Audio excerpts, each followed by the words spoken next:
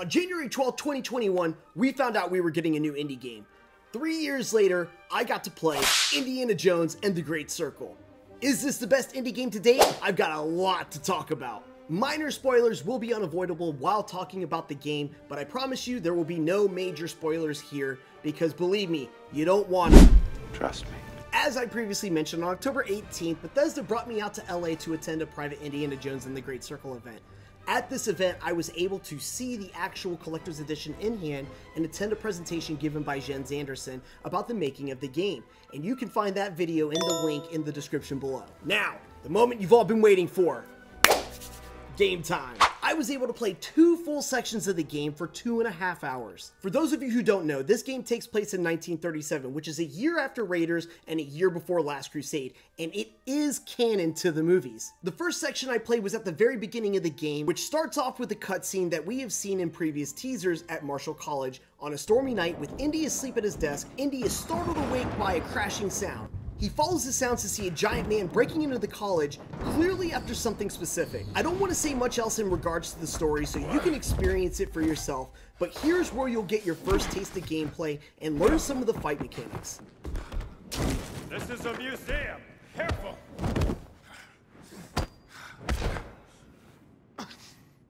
This area of the game feels very linear as there is only so much ground to cover, but there are a lot of Easter eggs and deep dives for hardcore fans throughout the college, from professor names referenced in the Raiders sourcebook released in 1994 above classroom doors, to the Temple of the Forbidden Eye map, and a lot more. Minor spoiler, you also get some important details about Indy and Marion here. You could spend a lot of time in this area just looking around, finding these little Easter eggs, but since I only had a limited amount of time, I wanted to get to the next section, and I will spend more time looking around when I can play it again. After I completed the college portion, I moved on to the Vatican in Rome. This area is also pretty linear, and this is where you'll really hone in on stealth. Stealth is highly encouraged in different parts of the game, and while it makes your life easier, it will take you longer. One thing I noticed, and maybe it was because I was playing on the easiest difficulty, but it took a lot for the enemies to notice me. I would wager that the sensitivity increases on harder difficulties though. But I have to say, it's fun listening to Indy's quips when you sneak up behind someone and take them out.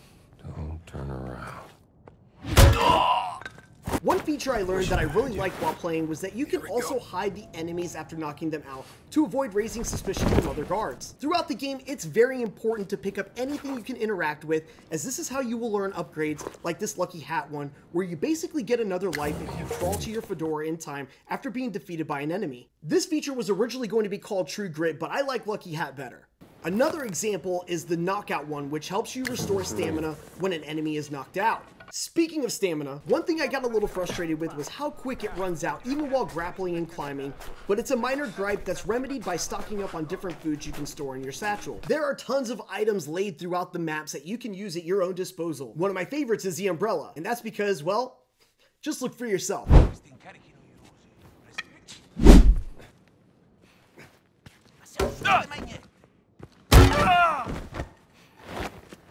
Off to the dreamlands. The takedowns are great. You'll also learn a lot about hand-to-hand combat here, which I had a hard time with at first. The hand-to-hand combat isn't your basic 1-2 punch combo. You have to strategize to parry just at the right time and dodge to really give you that edge in a fight. Another satisfied customer. It really took some getting used to, and while frustrating at parts, it makes it a whole lot more fun when you get the hang of it. I know what you're wanting to know, and yes, I used the gun. Once.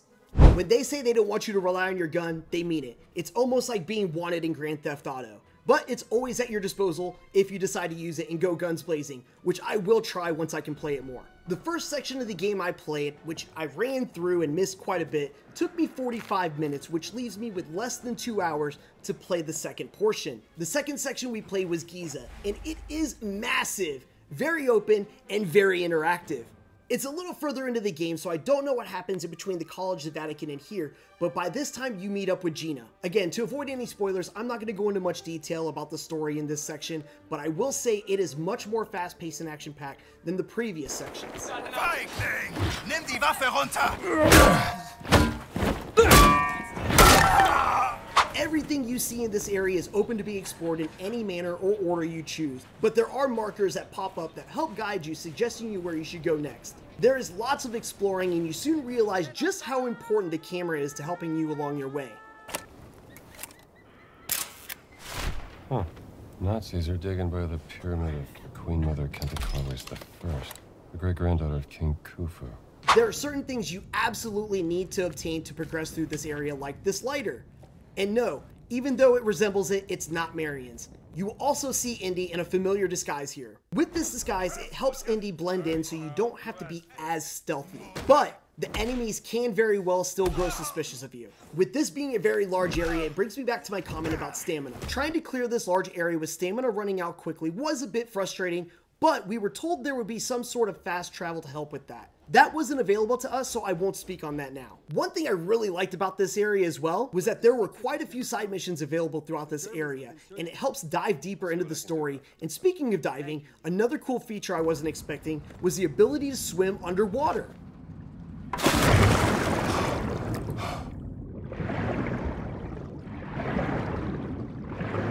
Out of the group I was with, I was the only one to have gotten as far as I did, nearly finishing all the content they had available for us to play, minus some of the side missions. Also, what kind of Indiana Jones review would this be if I didn't talk about the score? Gordy Hobb had to step in what I would think is some of the biggest shoes ever when it comes to scores, and he knocked it out of the museum.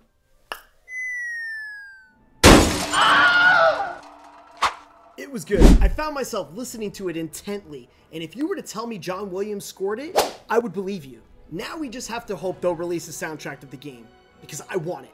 Now, do I think I played enough of the game to form a solid opinion on it? Absolutely. Indiana Jones and the Great Circle was absolutely a game made by fans for fans. I can honestly say that everyone that was involved in making this game truly does love Indiana Jones. The amount of details that only hardcore fans would pick up on without taking anything away from a casual fan proved that for me.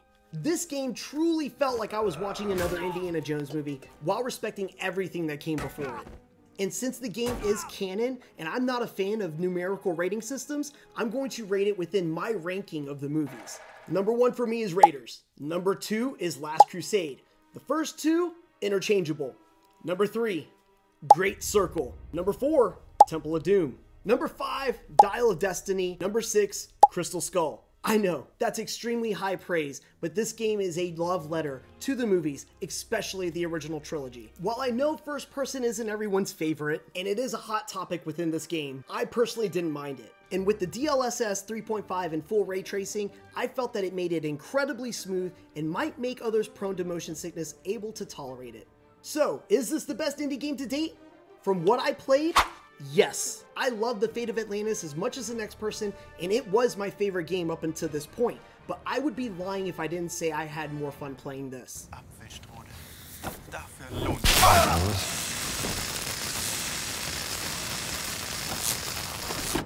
Once I play the game all the way through, I will do another review and see if my thoughts remain the same. I will be live streaming this every moment I'm playing it over on Twitch. My handle is The Indie Guy. Go ahead and give me a follow if you want to watch that while I'm playing. Yes, righto. Again, huge thanks to Bethesda, Machine Games, and Lucasfilm Games for bringing me out to LA to be able to have this opportunity to play so I could bring my thoughts back to you guys. I can't wait for you guys to play this game and form your own opinion, and I would love to hear what you guys have to think as well. Indiana Jones and the Great Circle will be available on PC and Xbox on December 9th. Unless you got the Collector's Edition, then it'll be available on December 6th. If you have PlayStation, don't worry, it will be available spring 2025. Thank you guys so much for watching. I hope you guys enjoyed this review. If you have any questions or comments, leave them down below. And as always, I wish you all nothing but fortune and glory. Almost as good with you as Sal's uncle. That'll do it.